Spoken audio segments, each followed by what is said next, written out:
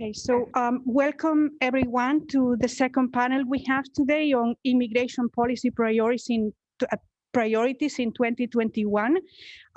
We want to welcome our two speakers this afternoon, Lori Flores and Pablo Dominguez Galbraith. This is the second panel, as I said. The first one took place this morning at 11:20, and it was more focused on immigration policy per se. And now in the afternoon, we will focus a little bit more on the migrant experience. So I want to read a little bit about the biography on the work of our two speakers, and then they will present each of them for about 20 minutes, and we will have plenty of time at the end for students' questions and for discussion. So Lori Flores is Associate Professor of History at Stony Brook University, where she teaches courses on the histories of Latinos in the United States, issues of labor and immigration, the US West, and the US-Mexico borderlands. She's the author of Grounds for Dreaming, Mexican Americans, Mexican Immigrants, and the California Farm Worker Movement. And she's also the co-editor of the newly revised edition of the Academic's Handbook. She has written about Latinx communities, labor, and food justice for publications including the Washington Post, Food 52, Public Seminar, and the Detroit Free Press. And she has received honors for her work, including a residency at the Rockefeller Foundation's Bellagio Center in Italy and the Russell Sage Foundation in Manhattan, where she is currently working on a new book about the history of Latinx food workers in the US Northeast from 1940 to the present. And she will be speaking today on COVID-19's impact on migrant food workers. And we have our second speaker, Pablo Dominguez Galbraith. He is a visiting professor at Dartmouth University and recently received his PhD from Princeton University with a dissertation entitled Transnational Justice and Ecologies of Migrant Care, Documentary Practices, Forensic Aesthetics, and Global Activism in the Americas in the 21st Century.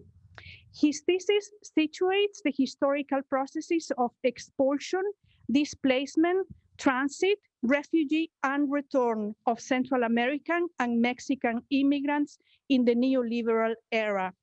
Within these historical processes, the dissertation traces the emergence of transnational networks of solidarity, care, and aid, and presents and discusses the struggles and modes of resistance enacted by migrant communities in the name of dignity and human rights, as well as the development of forensic and documentary practices employed by artists, journalists, filmmakers, and activists involved in these issues. He is also the founder and the collaborator of the project Ecologies of Migrant Care, which is a digital platform that aims to research, document, and make visible the region-wide humanitarian emergency that is resulting from the ongoing expulsion of refugees and migrants from Central America and diverse and widespread responses to this situation by individuals, communities, and organizations across the region. And he is going to be talking today about this digital project, Ecologies of Migrant Care. So with this, we moved into the presentations of the two speakers. We will start with Lori for about 20 minutes, and then Pablo, and then we open up the floor for discussions. Okay, great. Hi, everyone. Thank you so much for being here today. So many thanks to Professor Sampero and Elsie for the invitation, to LACS and Labor Studies and all of the staff who make these kinds of events possible and smooth. Thank you so much. As you all probably know already, food workers are made up of a mix of people in this country, citizens and also migrants of various statuses, permanent residents, guest workers, and undocumented workers. So there's a large ecosystem of migrants who bring us our food on a daily basis, who bring it to our grocery stores, to our restaurants, and to our own doorsteps. And the pandemic has certainly exposed the broken nature of a lot of links in our national food chain, especially when it comes to how we have been looking after workers' health and safety and their ability to stay home from work if they feel sick. So today, what I'm going to do is talk about 6 groups of food workers, and then go through each of these groups and talk a little bit, maybe a couple of minutes each, on what makes the experiences of these 6 groups, farm workers, processing workers, grocery workers, restaurant workers, street vendors, and delivery and gig workers, what makes each of their experiences unique in the world of food labor. And then after that, I'll try to tie them all together and talk about what all of these groups have in common, especially during the pandemic period, and what kinds of systems of care have emerged to realize that we have to take care of food workers and especially migrant food workers. So with the first group of farm workers, we have an estimated 2.7, almost 3 million farm workers in our nation today. About half of them are undocumented. In March 2020, almost a year ago right now, the federal government designated farm workers as essential workers. So it meant they had to keep working. But of course, this also put them at a really heightened risk for getting the virus. And indeed, farm workers have contracted COVID at a rate that's much higher than the average American, and even 2 to 3 times more than other essential workers. As of March 2021, right now, researchers from Purdue University estimate that about 500,000 agricultural workers have tested positive for COVID, and at least 9,000 have died from COVID. And this is probably underreporting of a much larger number.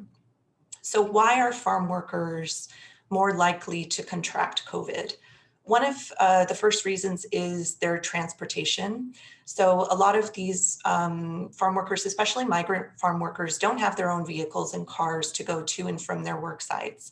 And especially if migrant farm workers are being transported across state lines or county lines to get to another site of work, if they're following crops, up from Florida, up the East Coast, for instance, to New York and Rhode Island and Maine, they're being transported in crowded buses, crowded vehicles, trucks to and from these work sites. So automatically put into close contact with each other in an enclosed space, which already puts them at risk for contracting COVID.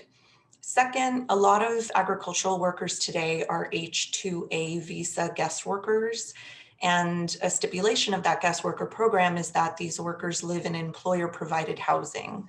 But what this farm worker housing often translates into are dormitory-style barracks, shacks, or cheap motels, dwellings with just one communal bathroom or one communal kitchen for every dozen people, say, or maybe even more than that.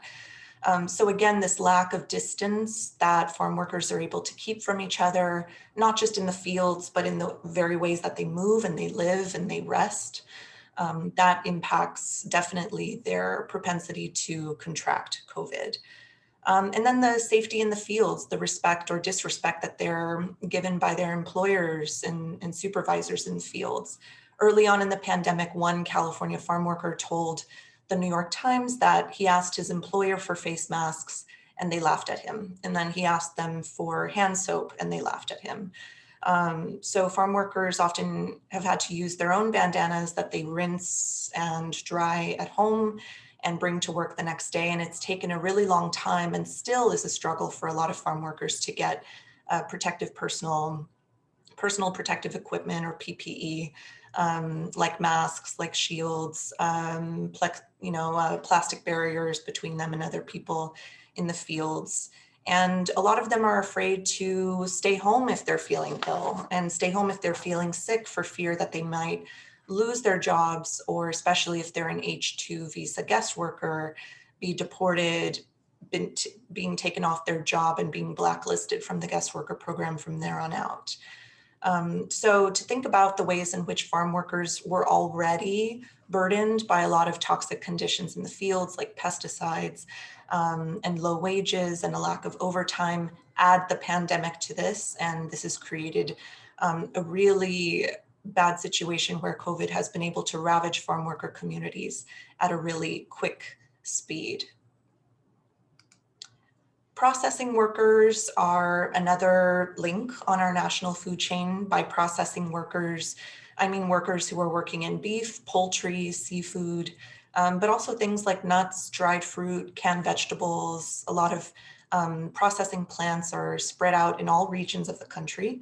In the meat packing industry alone, nearly 3/4 of the workers there are Hispanic or Black or Latinx and Black, and nearly half are immigrants.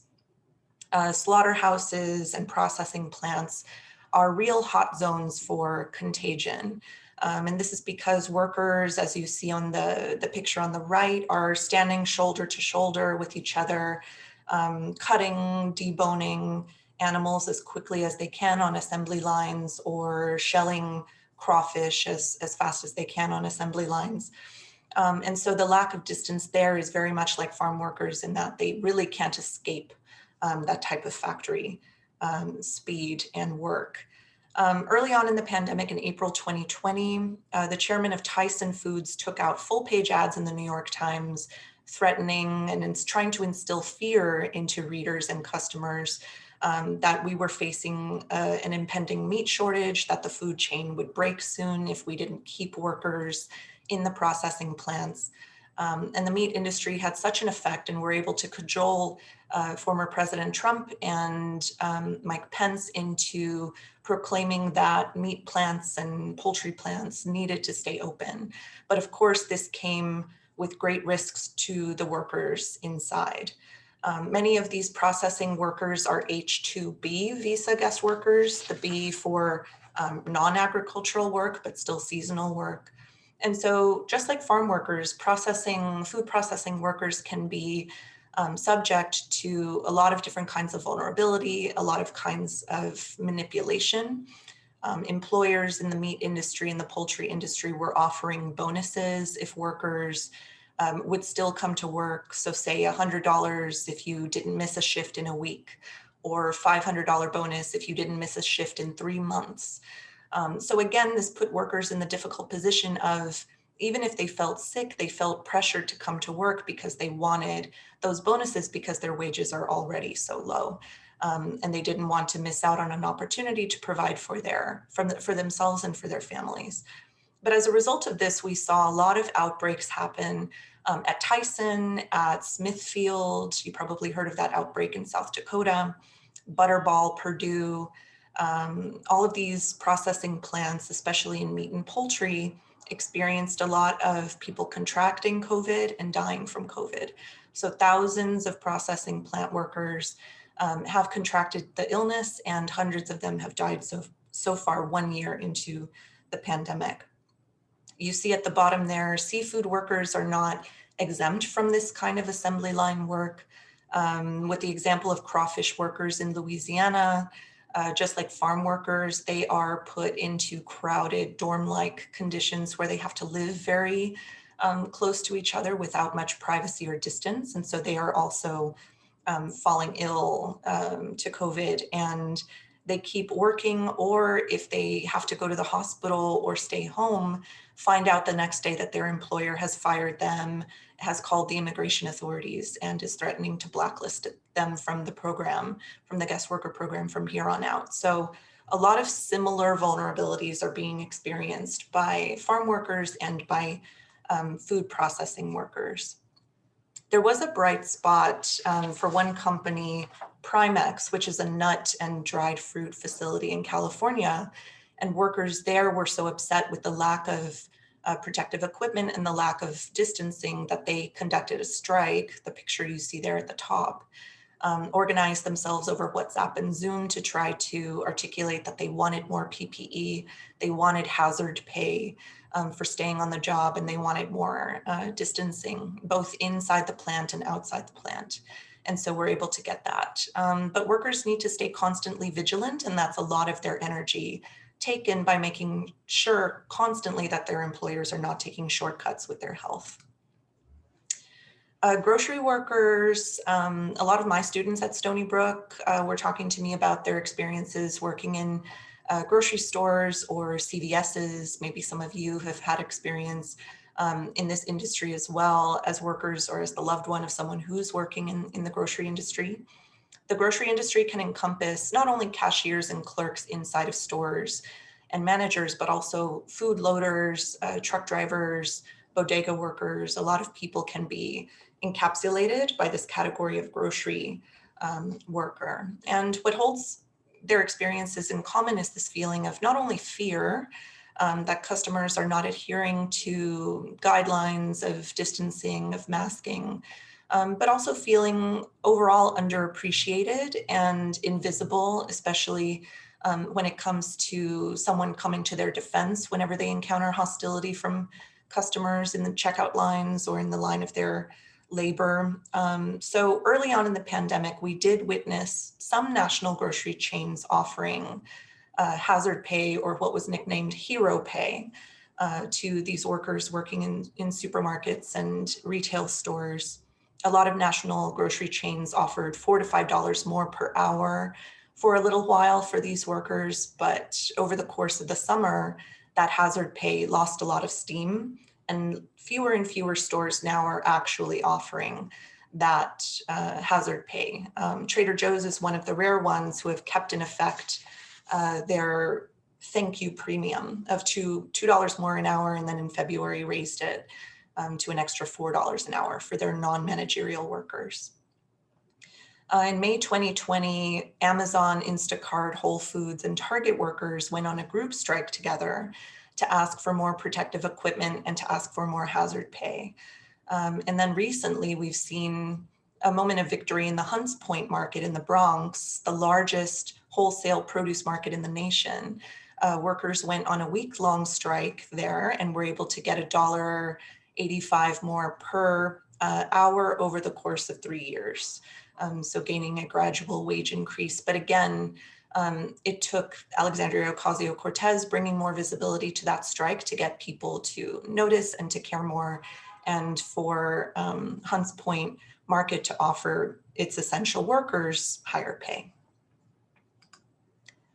Restaurant workers, of course, as you all know, the industry took a big hit during the pandemic. There were a lot of shutdowns of food businesses, of restaurants, of bars, a lot of layoffs of its workers. And the staff of these establishments had to pivot many times, still have to, because the rules are ever changing when it comes to food service establishments right now in the age of COVID. So in many restaurants before the pandemic, it was always the dynamic and the structure that as you moved from the front of the house to the back of the house, as you moved from the hosts and hostesses and the servers and moved your way back to bussers, prep cooks, line cooks, and dishwashers, you can see the difference in race and ethnicity. You can see the difference in privileges of citizenship status versus a more vulnerable and precarious immigration status. You have definitely more people of color and more immigrants in the back of the house, working in even lower paid jobs than in the front of the house, which are already low wage. And so in the restaurant industry, it's been found in a recent study by UCSF that restaurant cooks and chefs are some of the most vulnerable and at the highest risk of contracting COVID, not only in the food industry, but across all industries. And bakers and bartenders also make the top 5 in the state of California specifically. So the restaurant industry is not immune from COVID for sure. And also added to that, there is a gendered component of sexual harassment that has emerged, especially with issues of masking and female servers. So many female servers in restaurants have complained and filed complaints with their employers and federal agencies about this problem of male customers asking them to take down their masks, to take them off, to show them their face, to give them a smile. And this is not only putting their safety into question, but also putting their tips into question. And so a lot of female servers are having to deal with this problem of having the added health risk added to this constant issue of having to be servile, having to be people pleasing, especially to customers who are seeming to threaten their tips or hold their tips over their head if they don't comply. And still, the tipped minimum wage for restaurant workers is $2.13, already really low and has been that low for many years now.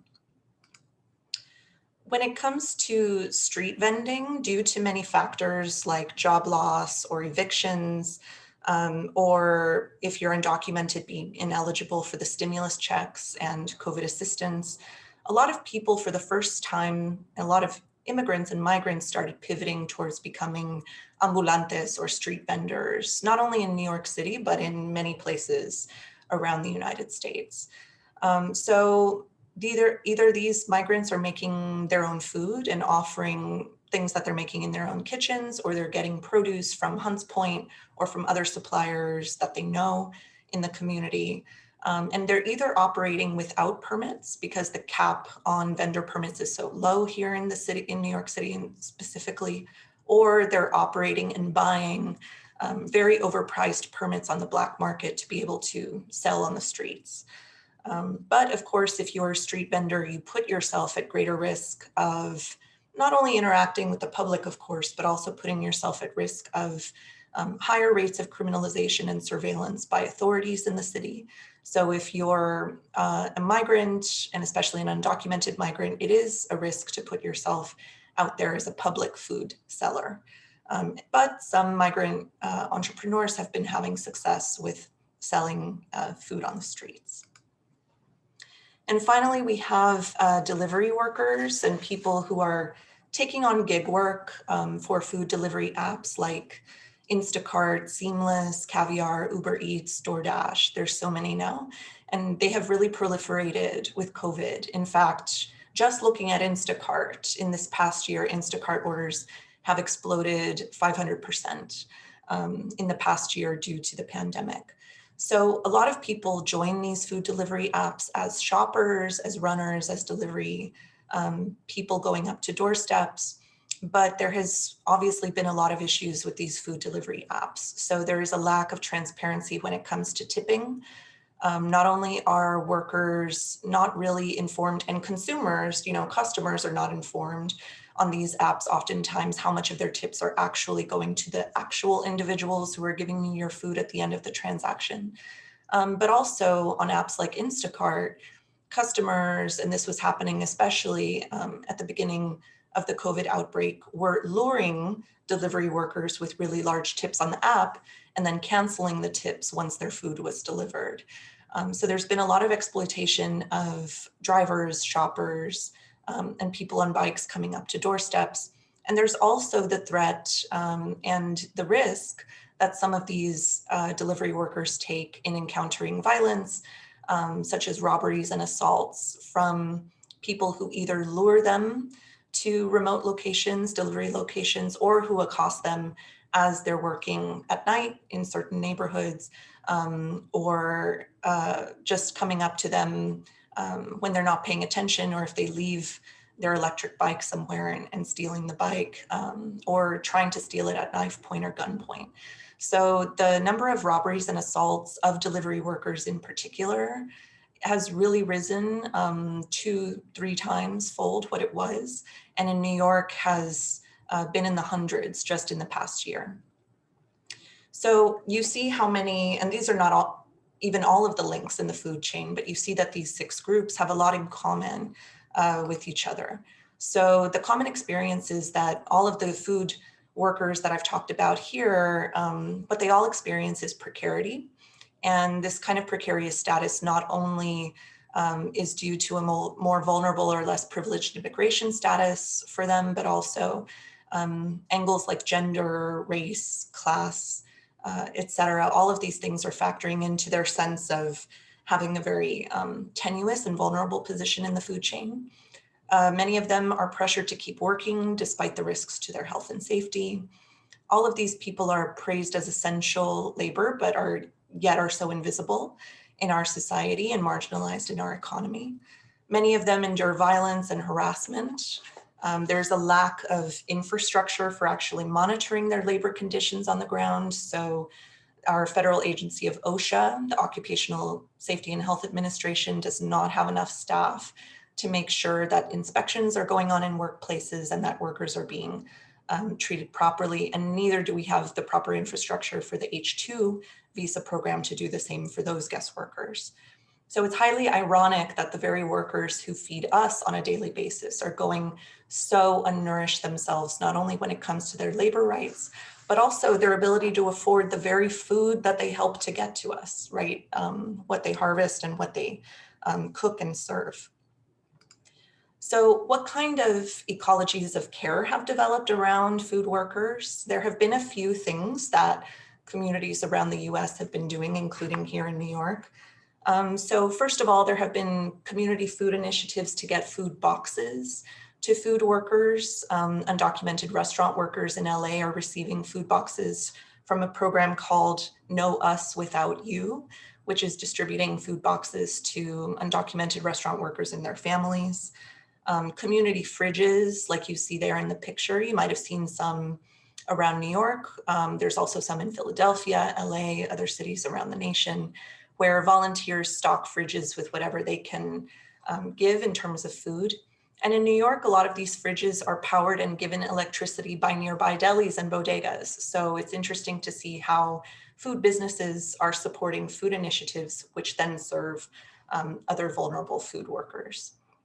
Other things that community organizations have tried to do is offer vaccinations to farm workers in the fields, to give them more private hotel accommodations to quarantine if they're feeling ill or need to recuperate from COVID, and also use the media, both radio, TV, but also social media to disseminate helpful information about COVID and debunk myths around COVID to help food worker communities parse out what can be a very confusing and distressing amount of information.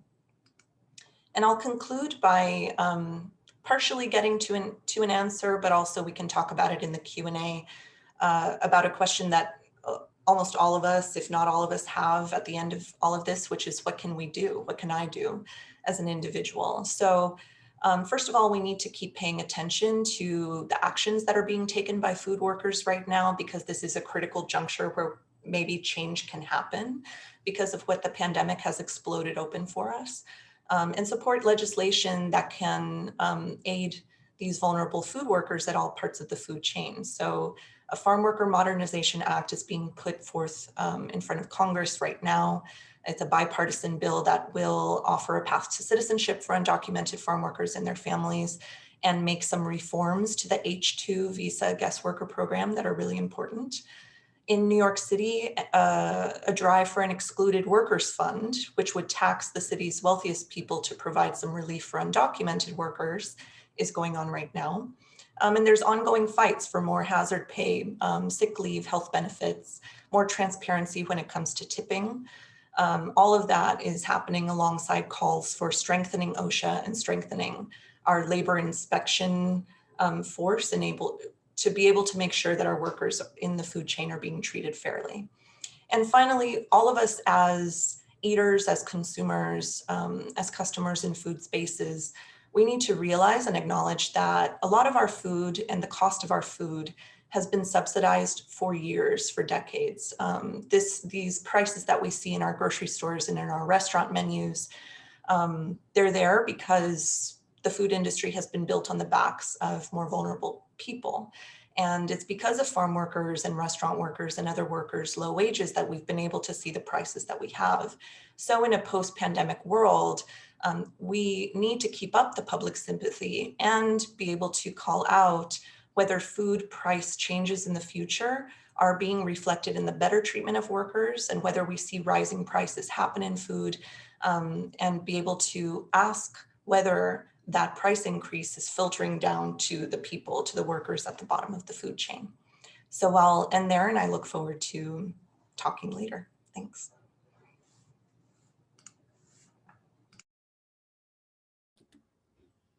Thank you, Professor Flores. And now, Pablo Dominguez Galbraith.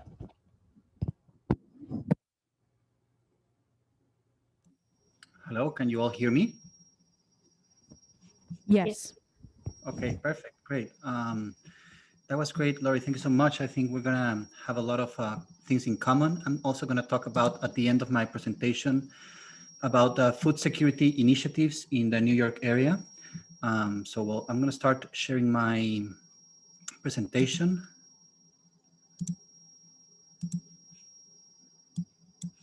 And can you all see it okay?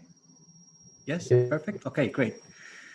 Well, thank you everybody for being here today. I am delighted to be presenting my research and work with the Hofstra University community and to have the opportunity to show a little bit of the Ecologies of Migrant Care project. I am grateful to Benita San Pedro, who invited me to this panel, and to everyone involved in organizing it. I am also very grateful for everyone listening to us today. So what is Ecologies of Migrant Care? It's a digital platform. You can look it up. It's a documentation and research project which houses over 100 interviews with migrants, activists, faith leaders, journalists, academics, and artists. It also has additional content. It has art projects, newsfeed, conferences, and academic resources, ways to get involved and contribute, external links to the organization's own websites and social media, curated links, extended bibliographies, pedagogical tools, photo galleries, etc. And we make these interviews and other resources publicly available in English and Spanish in the hopes that activists, students, journalists, researchers, and others may use them to strengthen and amplify these vital efforts. So the contents of this website are informed and made possible by a constant collective work that started in 2013 with 2 research trips, one to the US-Mexico border to document and understand the conditions of migrant death, the ways that innumerable bodies found in the desert and in several points of entry are cared for, the access to these sites of mourning and resting places for relatives and activist groups, and the awareness or lack of this humanitarian crisis on US soil that has continued almost over 2 decades. The results of this investigation were published in a special issue, Borders and Politics of Mourning. I will show a little bit about that later. Later that year, in August of 2013, I traveled to the southern border of Mexico for the first time to visit shelters, cemeteries, mass graves, organizations, consulates, train stations where hundreds at the time were boarding the train called La Bestia to go north, and to gather data and knowledge of migrant death in Mexico.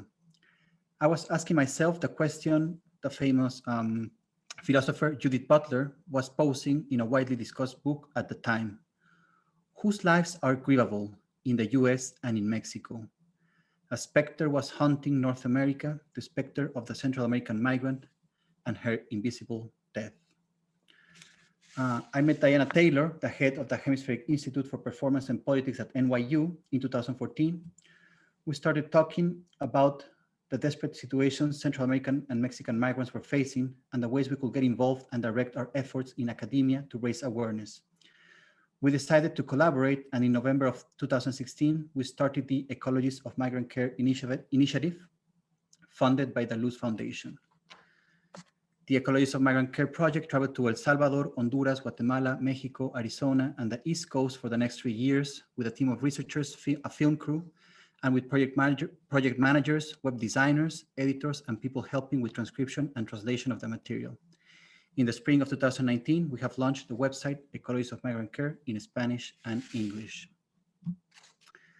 These are some of the conferences that we organized during those years from 2016 to 2019 that help us build relations and understand and invite activists and academics and artists and other people to kind of raise awareness and to understand better the conditions and the things that we wanted to research and talk about. And we have all the contents of these conferences and videos available through our website.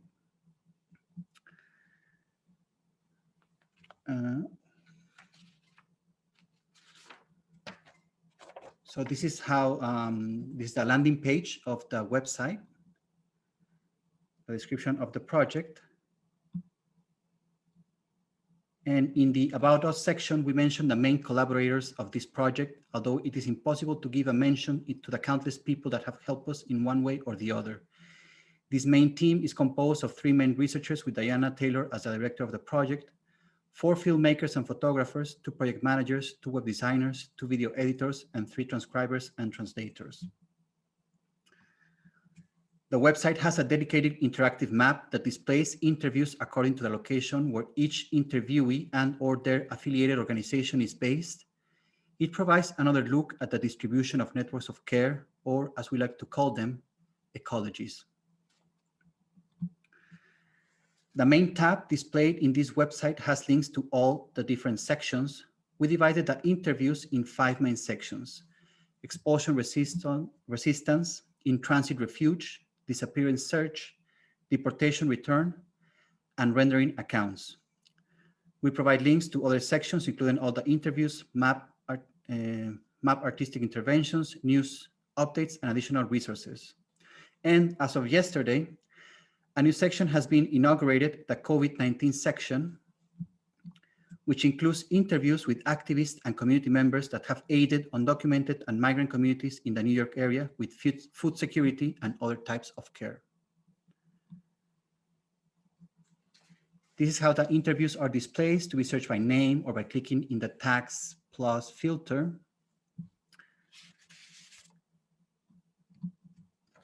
You can display all the different tags that organize the archive of interviews by more specific topics, such as Afro-Caribbean communities, Arizona, caravans of mothers of disappeared migrants, DACA, Guatemala, sanctuary movement, forensic commission, Jesuit service, etc. So these are some of the tags that we have to organize the archive. The material can also be accessed through the curated links section within the additional resource tabs.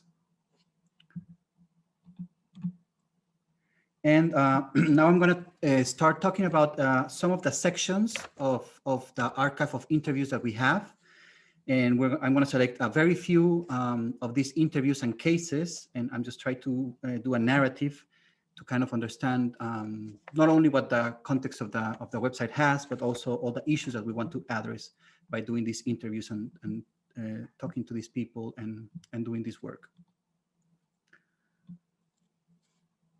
The expulsion resistance sections includes voices from the Lenca and Lempira people in Honduras, Mayas in Guatemala, Tzotzil, Celtal, and Tojolabal in Mexico, Afro-Latin Americans from the Garifuna coast, as well as those of women and migrant activists, groups defending their water and territory. In these interviews, they all tell us their story of struggle and resistance from their communities, making visible the violence of an extractivist, polluting, and criminal socio-economic system. They take up in detail a series of historical and urgent problems that must be analyzed as causes of migration and forced displacement in the American continent. I'm going to focus on a very few of these interviews now. Voces Mesoamericanas is an organization based in San Cristobal de las Casas, Chiapas, that has been instrumental to our research in the region. In 2016, they invited us to become part of the International Human Rights Observation Mission that the Transborder Board Gender and Migration was organizing that year. The Transborder Board Migrations and Gender gathers over 30 organizations in Guatemala and the southern border of Mexico, working locally and transnationally to create a network of communities joining forces to protect the rights of their people and the exploitation of their land. They see themselves as a Mesoamerican community with a Mayan identity, as well as an indigenous, Latino, and migrant one, sharing common issues and facing similar threats. They recently published the results of the observation mission, an important document highlighting and analyzing in detail crucial issues and diagnosis of the socio-economic and political challenges of this Mesoamerican region today and into the near future. The observation mission of human rights was composed of over 30 experts from all the world that were invited to visit sites and key points in the migration route from Guatemala City to Chiapas and Tabasco, and to witness a long list of agravios and violent wrongdoings to the communities along the territories. experts from organizations such as Amnesty International, Asylum Access, Norwegian Council for Refugees, the American Lutheran Church, Médicos del Mundo, the Jesuit Service for Migrants, the Washington Office in Latin America, the Latin American Working Group, the Central Mennonite Committee, among others, work together participating in hearings, documenting, providing their expertise, and giving interviews. An important number of these interviews in our website were done during the time of the observation mission on human rights.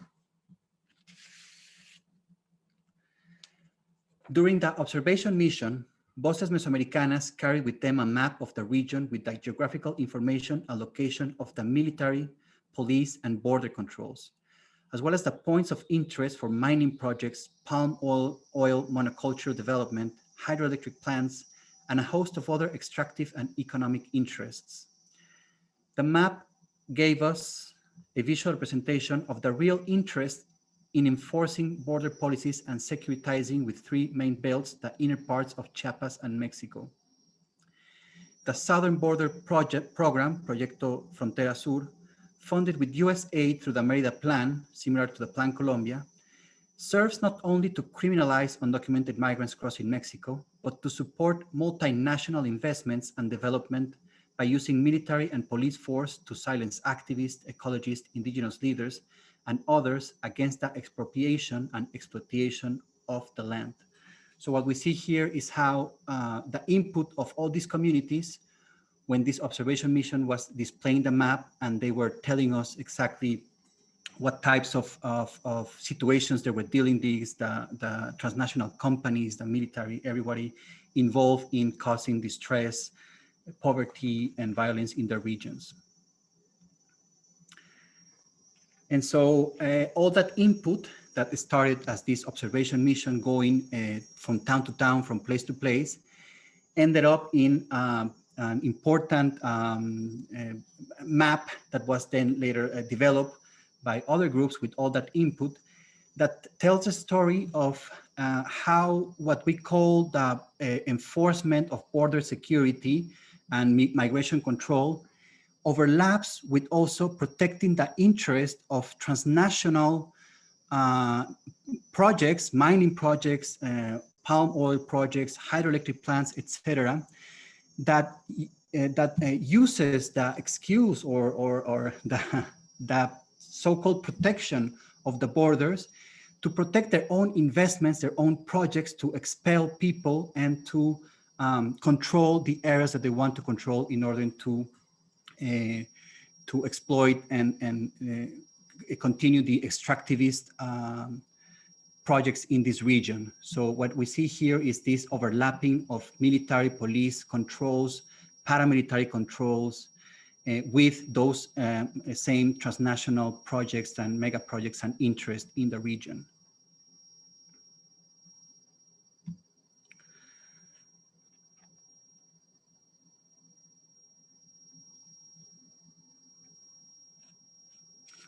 And okay, so sorry.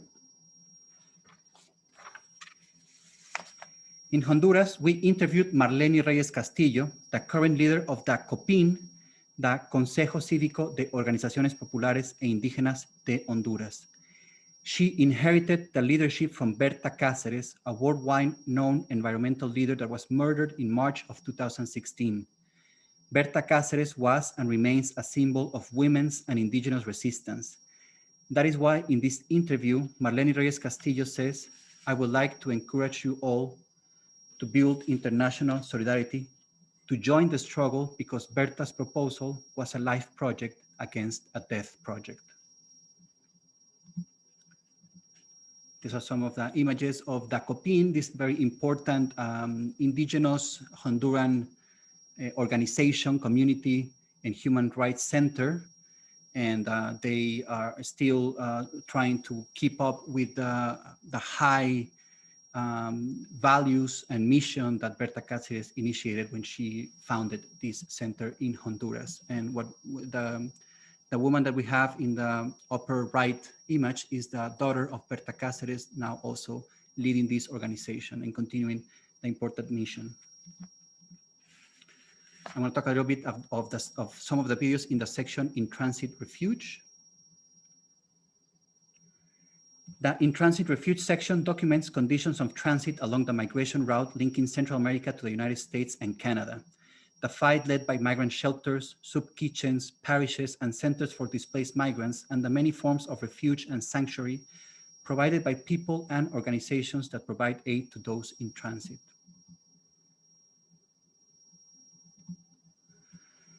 Fray Tomás González is a Franciscan friar and director of La 72, a migrant shelter based in Tenosique, Tabasco, which serves tens of thousands of people traveling through Mexico each year. La 72 was named in honor of the 72 fallen migrants from Central and South America who were found buried in clandestine graves in the San Fernando massacre of 2010. The work of La 72 goes beyond providing basic services, such as food and shelter, to creating the conditions for a new political identity among migrants. Fray Tomás regards the men, women, children, families, and particular LGBT folks that arrive to La 72 as collective subjects and bearers of rights with the possibility to transform the world. These are some of the images of the murals that decorate the space where thousands of migrants arrive each week to the southern border of Mexico, and then launch their long travel to the north border of Mexico and then into the US. And as I was saying before, there was a very symbolic, very important, transcendental massacre tragedy that happened in 2010, where 72 migrants were found in a mass grave in San Fernando, in Tamaulipas, north of Mexico. And then this shelter was founded, and the chapel of this shelter displays those 72 crosses, some of them with the names of the people that have been identified that were found in those mass graves, clandestine mass graves. And when identified and when they know their place of origin, then they write the name and they paint the flag. Every cross that you see that has no name is from a body that hasn't been identified. Other shelters that we can find in the southern border of Mexico are shelters, for example, the Albergue Jesús del Buen Pastor, which is a shelter for mutilated people that by boarding the trains, the freight cargo trains to go faster to the north of Mexico and into the US, fall from these trains, and then they become mutilated.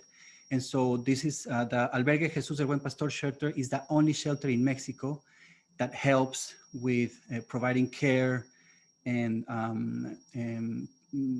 prosthesis and everything to these migrants that have injuries in their travels. I've been able to interview and to talk to these migrants mostly from Central America that spend their time at these shelters. Most of them young people, also families, mothers, who after those accidents, well, they really are in a difficult situation. Now I'm going to talk a little bit about the videos that we can find in the disappearance search section.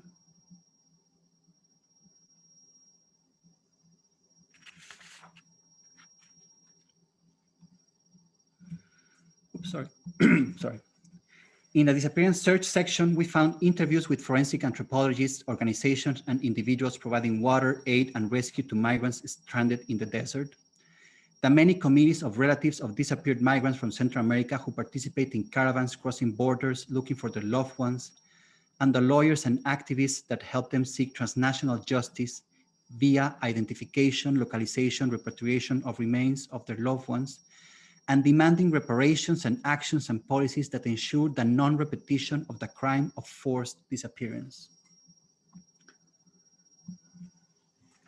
Ana Lorena Delgadillo is the director of the Fundación para la Justicia y el Estado Democrático de Derecho.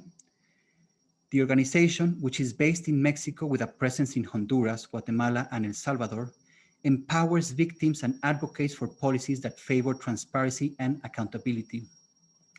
The foundation has been key in helping Central American families locate their missing loved ones and in holding the Mexican government responsible for these disappearances. In this interview, Ana Lorena Delgadillo shares the process of empowerment for relatives of disappeared migrants in Mexico and the signing of an agreement that led to the creation of a forensic commission, which works to identify victims of these massacres. She also explains the role of organizations in securing this agreement, as well as the future of transnational justice for migrants in transit. So what we have in Mexico since 2012 and 2013 is an unprecedented event, which was the agreement signed in August of 2013 with the, sorry, I don't know how to stop this, with the Argentine forensic team, the Mexican Prosecutor Office, and 9 other Mexican and Central American migrants groups to identify remains of Central American and other parts of the world, remains of bodies of these people that have been located in Mexico. So for the first time, what we have here is a government that signs an agreement to cooperate, to identify, to repatriate, and to try to repair the damage done by people from another country. This is unprecedented in all of the world. Italy has never signed this kind of agreement with Algerian or Moroccan or Tunisian mothers. There is no other situation like this, and that's why I think it's very special, very important to talk about this. How do we build transnational justice? How do we make states and nations accountable for the damage that is done to migrant communities? And we were able to interview Mercedes Doretti. She is the director and the founder of the Argentine forensic team, one of the most important institutions in the world pertaining to identification of disappeared persons. They have worked in over 40 countries for over 40 years. And one of the quotes that I wanted to highlight from this interview about this forensic commission and this forensic project of identification of Central American remains in Mexico and abroad is this one that I want to read to you right now. This is Mercedes Doretti saying, "When you identify a set of remains, you feel you are linking those remains to a whole life. It immediately covers their whole body with a life, with a social life. It puts it back into society. It stops being something unknown and it becomes part of life, a historical moment, a particular crime that was frozen until that moment of identification."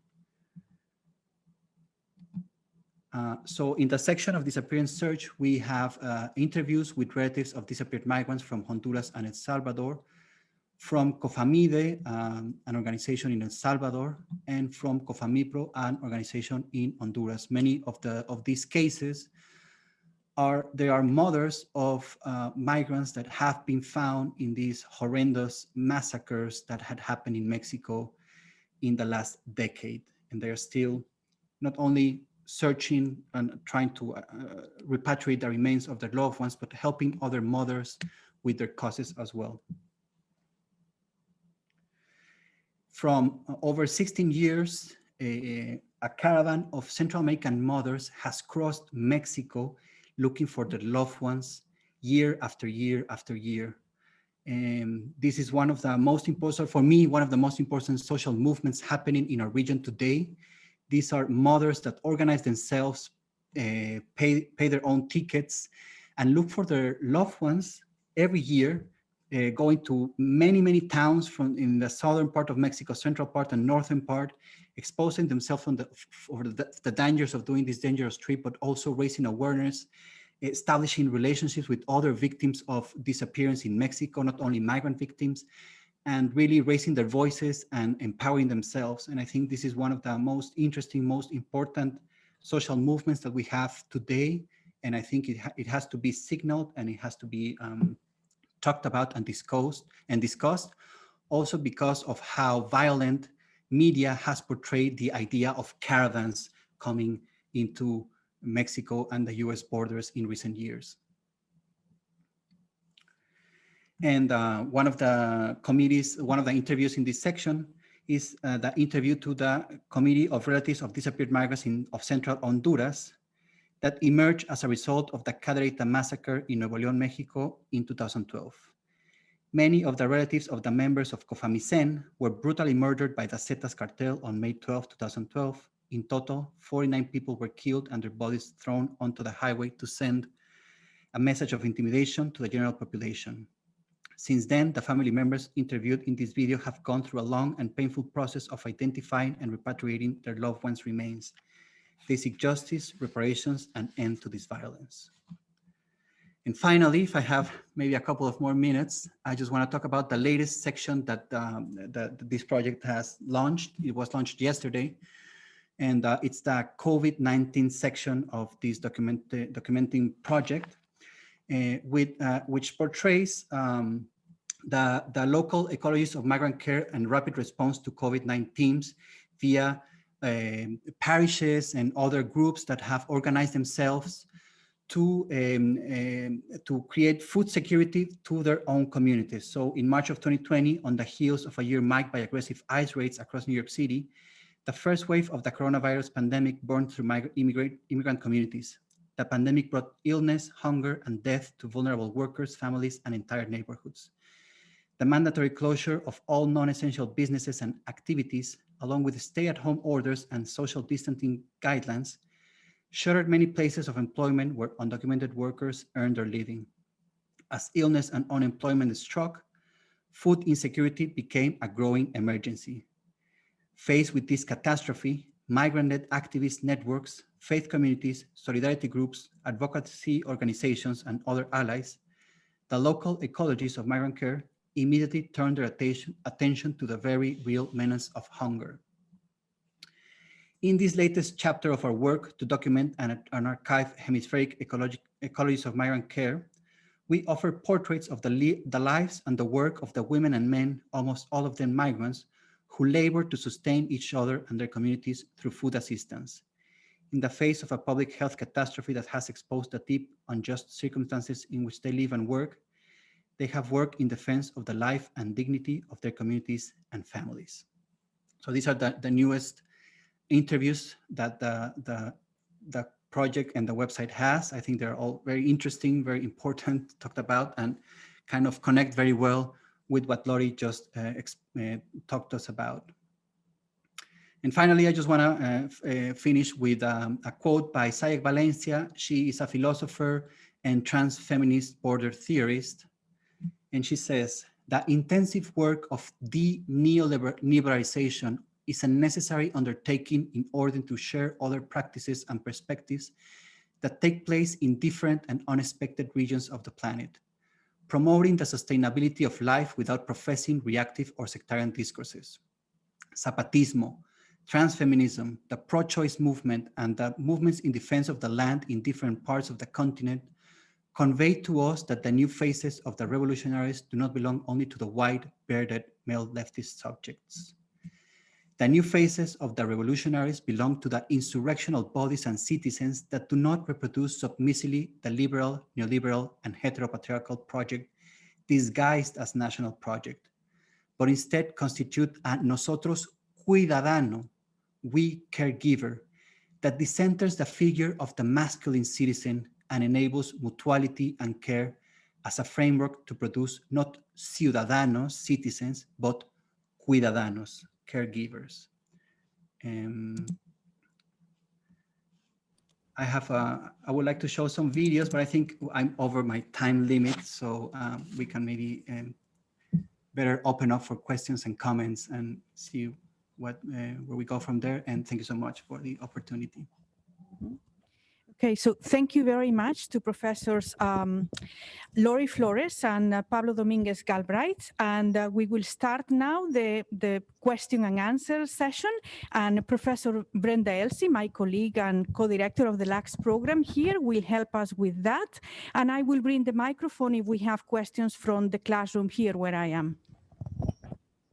Right, so thank you both for difficult and necessary presentations for us to hear today. Can I just, is there anyone that wants to start us off? Okay, so I have first on my screen, Eric Scalise and then Sophie Ramirez. So Eric, do you want to unmute yourself and ask your question? Yeah, of course. Just want to say thank you both for being here. Both presentations were really eye-opening. I think my question more so pertains to Dr. Flores' presentation. So I was just kind of wondering, have there been any documented instances of immigration officers targeting workers in the food service industry? And especially, since the pandemic has begun, has there been an uptick in this, if that is the trend that we're seeing? Yes, for sure. I mean, the surveillance never stopped, right? And the criminalization never stopped, especially when it comes to the informal economy of food.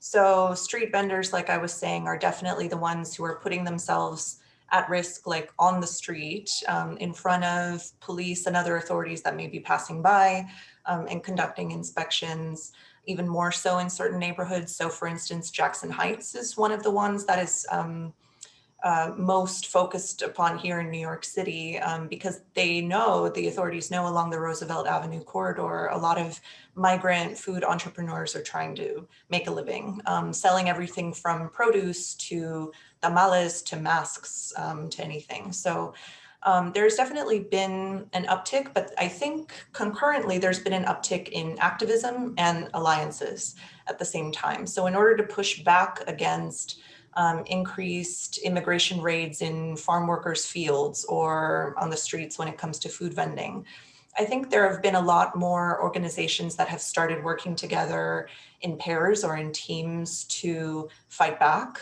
whether it's taking complaints to city governments or to mayors or even higher to courts, and to the federal government or to OSHA and other federal agencies. I think we have seen both rise in tandem with one another.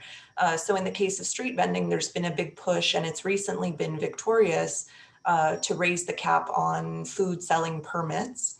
It's not going to be much. It's going to be 400 new permits per year for 10 years. But it's something. And so I think the little victories that we're seeing, whether it's the Primex strike in California with the pistachio and fruit processing workers, or the exposés of the meat industry that we're seeing now, or other forms of activism, I think there can be more hope at this moment for organizations that might have been acting in silos or apart from one another to now start using more collaborative power and their voices together to make a difference. So I think we'll keep seeing a rise in both, but the big question is how long is public sympathy going to extend beyond this pandemic moment? Are we going to see people praising and paying attention to food workers in the same way once we start getting back to, quote, normal existence? Thank you for that question. Thanks. Sophie? Yes, hi. I don't know if you guys can hear me okay because I'm using like the class audio, but Yes. my question, okay. First, I wanna thank you both. I think that was amazing presentations and it really like opened my eyes to this situation. My question is for Professor Flores. So we right now this country has like our projected vaccination rates, like of like how quickly people think that the country will get vaccinated, and you can see that America is projected to have the whole population vaccinated much quicker than other countries, including Latin American countries. And so my question is if you think that the statistics regarding the vaccination rates are including or excluding the 6 populations of migrant workers that you had mentioned, and then also if you do think that it excludes them, how one would propose to fix the issue of trying to vaccinate a population that's afraid of showing their face? Such excellent questions. I think you're really smart to be skeptical about the speed at which all, quote, Americans are going to be vaccinated, because I think already authorities, for decades and for years before this, were not counting migrants as part of statistics where it would make the country look worse, right? And so I do think that a lot of these migrant populations are being left out of those projections when it comes to vaccinations, especially because, like you said, a lot of these migrant food workers, and in reality, a lot of different workers outside of the food industry as well, are afraid to show their faces in their Walgreens or at their vaccination sites or community health centers because they're so afraid of being taken down in a database, authorities being called and their life in the US as they know it being over. And so a lot of people are going without, but in reality are being exposed every day at a higher rate to potential COVID infection and death than the rest of the people outside of their workplaces, and also then affecting everyone who they're going home to, right?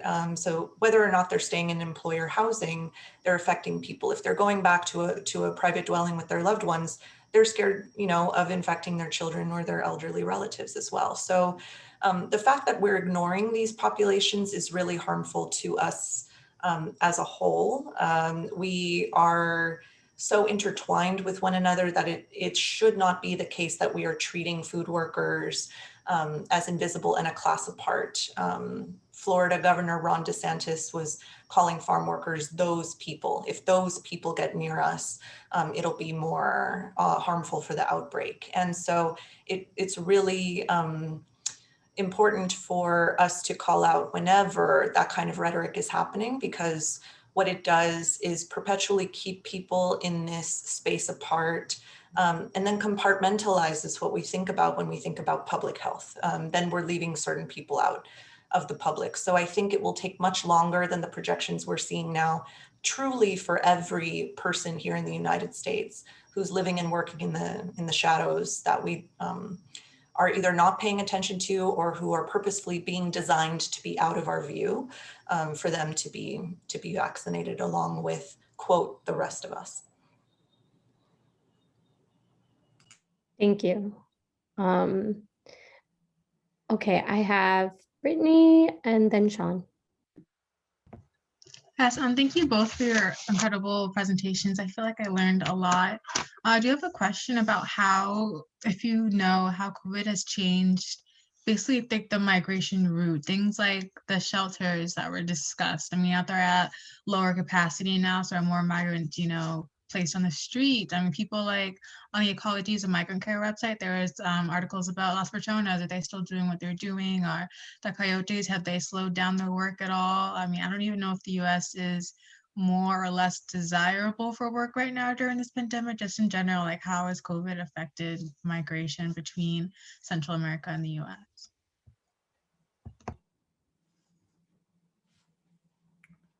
I don't know if you want to answer that, Lori, or you want me to answer? No, go for it. Yeah. Well, I think that's a great question, a very important question, a difficult question to answer too, because the reporting on the central, like the flow of migrants in 2020 wasn't as at the center of the media reporting because of several reasons. But definitely there were very, very difficult situations for migrants. For example, Central American migrants that were in Mexico at the time of the pandemic and were not allowed to seek asylum in the US, but also governments like Guatemala or Salvador or Honduras that didn't allow people to come back to their own country because of the pandemic, of the threat of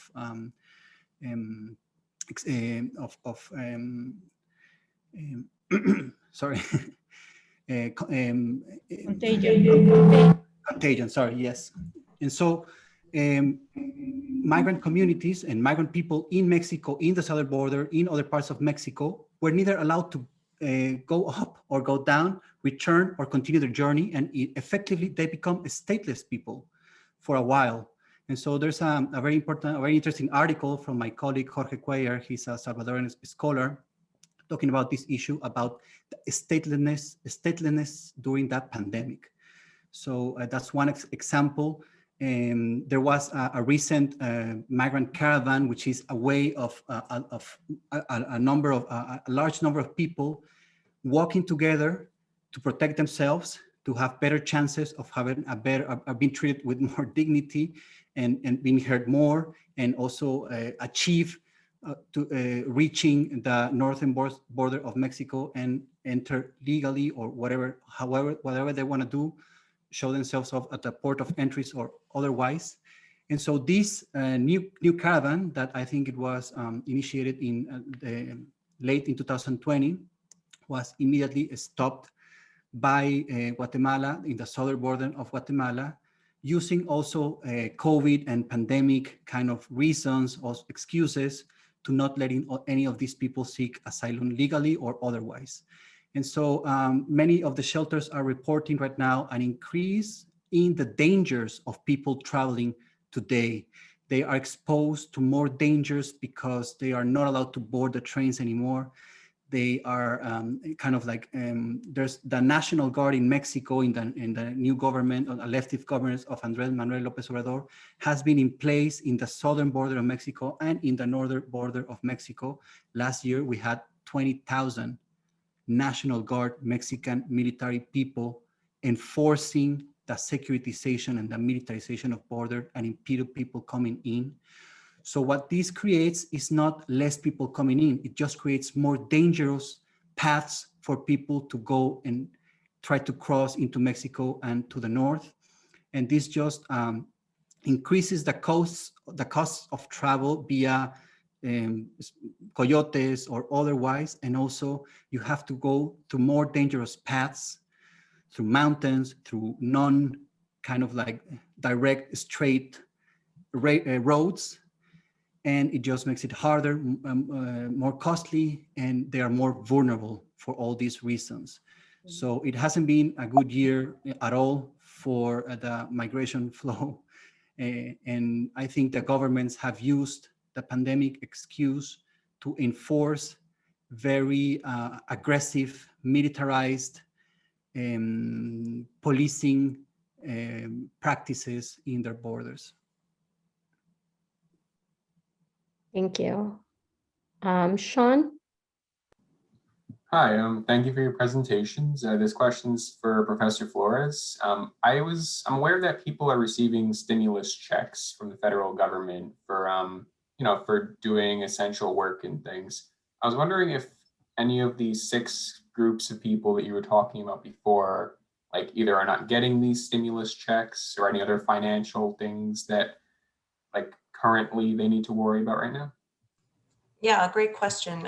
So you can only get a stimulus check, or at least at the beginning of the pandemic, that first stimulus check only went to citizens. So there was a huge controversy because if you were married to somebody who had been an immigrant, you weren't eligible. For a while, there was a big outcry about that. Still, if you're undocumented, you are not eligible for federal aid. There have been a couple of state initiatives to disseminate a separate fund of aid for immigrants and undocumented workers in the United States. So Governor Gavin Newsom of California set aside 75 million. New York set aside a certain number of millions for undocumented workers.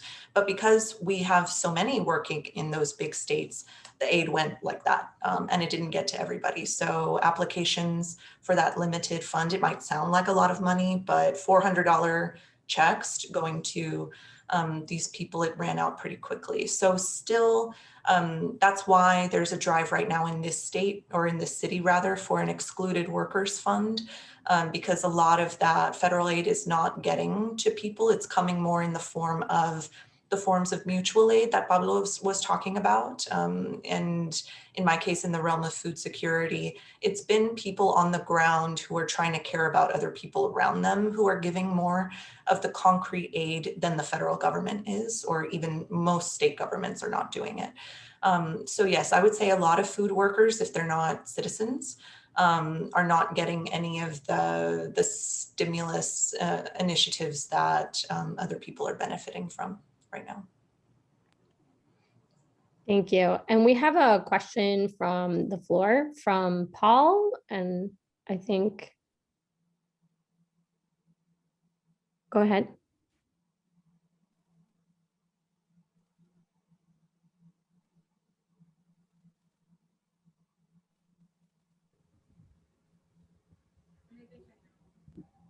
Can you hear me? Maybe? Yes, yes, I can hear you now.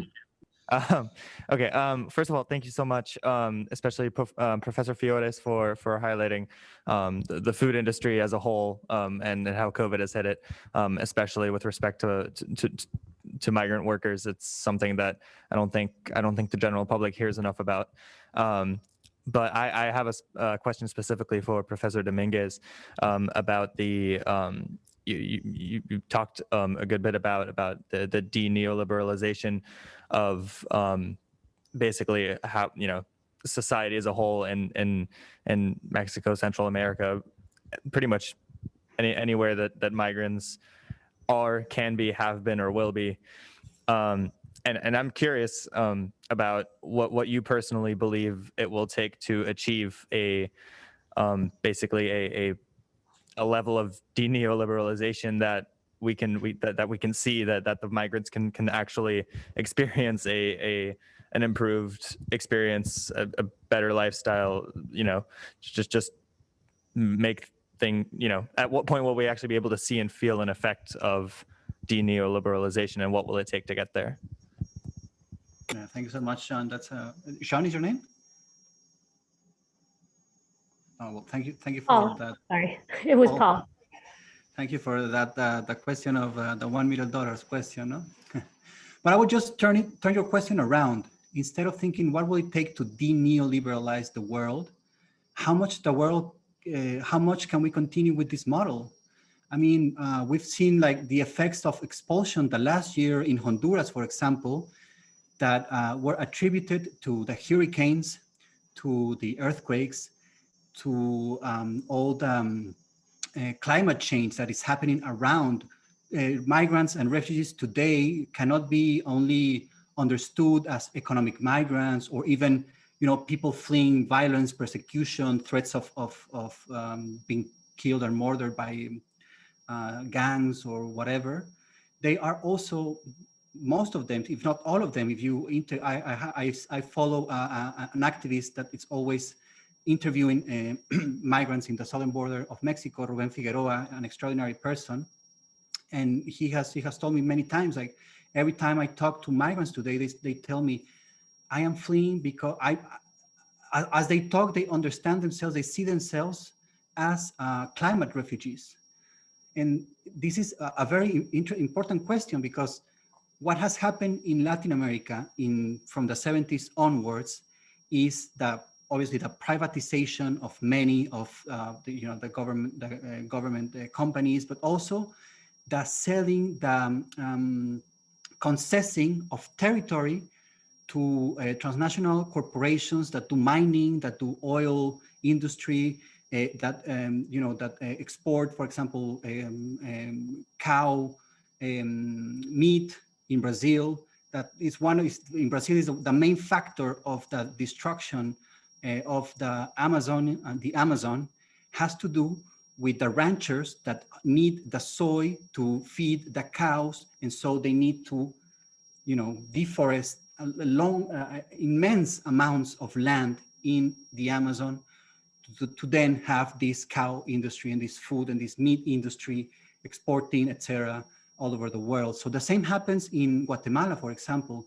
There's the Petén, the north of Guatemala, has enormous amounts of palm oil industry. It's a monoculture that destroys, that denatures the land, depletes the land of other resources, and then just allows for the palm oil to be there, and then everything else that really secures the food necessities of the population, that's gone.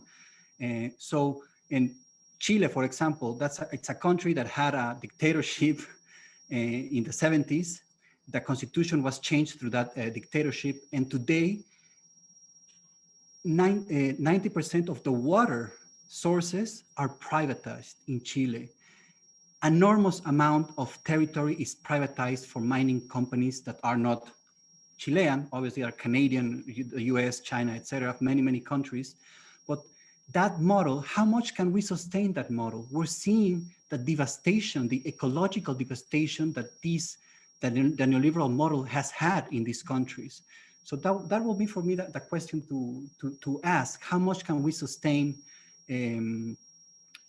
this model? No, Greta Thunberg, no, the famous young activist. I think she's leading up with these questions: how much can we sustain the neoliberal model, and what can we do? the thing that I found most important is what Lori Flores have just said as well. It's just the people on the ground, the social movements, the activism, civil society. The U.S. has had enormous example of civil society leading important social movements, civil rights movements, etc. In the 80s, we had the sanctuary movement, an important way for refugees from the civil wars that were also funded and caused by American interests. These refugees, these exiled people that wanted to come to the US and were impeded to come to the US for many, many reasons. And then all these sacerdotes, priests, and other people in the US, within the US, that defied the Reagan government at the time and claim sanctuary for many, many people. So these movements for me are the most important thing, are the ways that we are gonna defy the regime that is killing not only people, but also lands and ways of living and ecosystems as well. And so I think that's important for me, is to look into these movements, to look how we can strengthen these efforts, how we can amplify them, how do we understand that it's the people that has to demand the governments to do what they want, and we're not only just passively waiting for a new government to kind of try to solve the issues that are not going to be solved, because most of the governments, are ruled by superior, interests of corporations and others. Thank you. So we're almost out of time, but if we can briefly take one more question. Evelyn from the floor has one. She's been waiting. Yes. Hello, my name's Evelyn. First and foremost, I just wanted to thank you both for coming in today and speaking to us. I found this event very informational and intriguing. My question was actually for Professor Flores. As Sophie mentioned before, with like immigrants and how vaccination was really working and like including, I kind of had a question in regards to that. My question is, in the news, there have been coverage about how distribution for vaccinations have been going to poor neighborhoods, except that a lot of wealthy or a lot of white people have been going into these neighborhoods and taking advantage of these vaccinations. So instead of it actually reaching the people that it's intended for, which are marginalized groups, it's going to these other people. So how do you think distribution could be improved for the vaccinations? Because clearly a lot of people that it's intended for, other people are taking their vaccinations. So it just lowers the vaccination rate for people in these poorer neighborhoods and that are at a disadvantage. Right, and yeah, risk for higher exposure. Yes, thank you for that question. It is distressing, right? I'm sure a lot of us saw those headlines and thought, wow, it's just so unfair and these people can't get a break. But there have been some developments. So in these neighborhoods that really needed to rethink the access and the portals that people were using to take advantage of these slots, now we have neighborhoods. For instance, the Bronx has now sort of stipulated that you have to be a resident, or you have to have proof that you live within a certain sort of radius of the sites in order to access a vaccination. But there have also been more direct campaigns and drives to bring the vaccinations to workers in their actual workplaces. So now I think that is improving the rate of vaccination for some frontline workers, not all of them yet, but some of them. So essential workers in particular, workplaces that are cooperating with mobile health advocacy groups are now bringing vaccination drives into workspaces. And I'm not just talking about physical buildings, but we're seeing vaccination drives out in fields too, and outdoor spaces of work.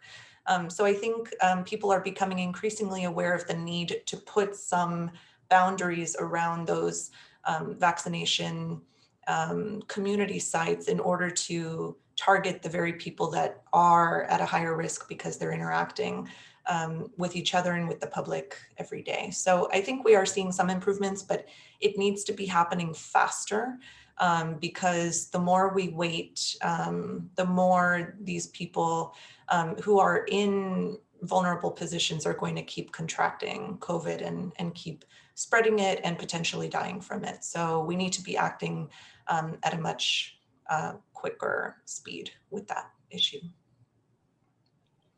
Thank you. Join me, everyone, please, in thanking both Professors Flores and Dominguez for wonderful presentations. This is such an important set of issues, and you both presented in an eloquent, understandable, and compelling way. So I really appreciate it. And also to Professor San Pedro for her work in organizing it, and the CCE and labor studies. You know, thank you very, very much for coming. I hope everyone stays well. And on behalf of LACS, we hope to see you soon. Bye. Thank you. Bye. Thank you so much. Muchas gracias. Thank you all. Gracias a ustedes.